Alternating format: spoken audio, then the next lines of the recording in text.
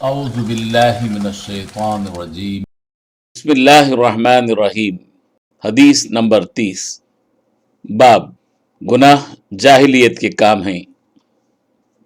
احنف بن قیس کہتے ہیں کہ میں اس شخص حضرت علی رضی اللہ عنہ کی مدد کرنے کو چلا، راستے میں مجھ کو ابو بکرہ ملے، پوچھا کہاں جاتے ہو؟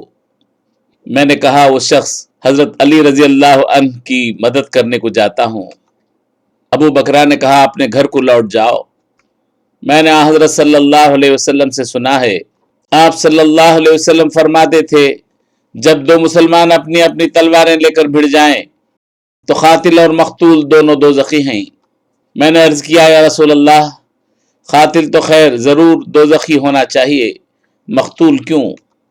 فرمایا وہ بھی اپنے ساتھی کو مار ڈالنے کی حرص رکھتا تھا، موقع پاتا تو وہ اسے ضرور قتل کر دیتا، دل کے عزم سمیم پر وہ دوزخی ہوا۔